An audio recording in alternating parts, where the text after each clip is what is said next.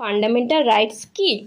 Fundamental rights বা মৌলিক অধিকার হলো এমন কিছু অধিকার যা প্রত্যেক নাগরিকের জন্য সংবিধান দ্বারা নিশ্চিত করা হয়েছে। ভারতের সংবিধানের তৃতীয় ভাগে 12 থেকে 35 নম্বর অনুচ্ছেদে লিপিবদ্ধ আছে আমাদের মৌলিক অধিকার। এগুলো শুধু আইন নয়, রাষ্ট্রের ক্ষমতার উপর সাংবিধানিক নিয়ন্ত্রণ। কনস্টিটিউশন আমাদের 6টা মৌলিক অধিকার দিয়েছে।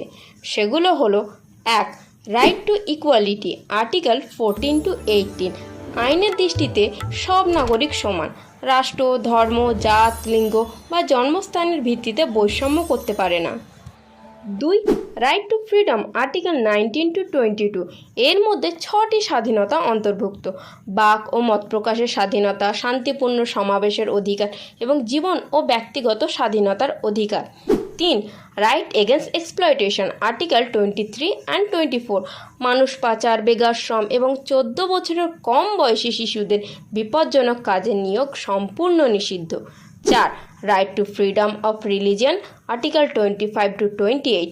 প্রত্যেক নাগরিক বিবেকের স্বাধীনতা এবং ধর্ম পালন, অনুশীলন ও প্রচারের অধিকার রাখে। মনে রেখো, ভারত একটি ধর্মনিরপেক্ষ রাষ্ট্র। 5. Cultural and educational remedies, article 29 and 30।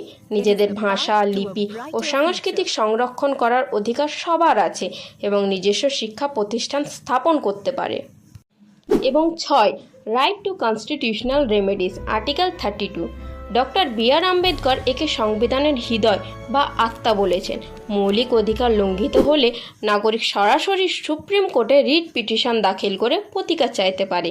এই অধিকারগুলোই ভারতীয় গণতন্ত্রের ভিত্তি। অধিকার সম্পর্কে সচেতন হন, কারণ সচেতন নাগরিকই গণতন্ত্রকে রক্ষা করে। তাই আইন জানুন এবং ফলো ল বাজ।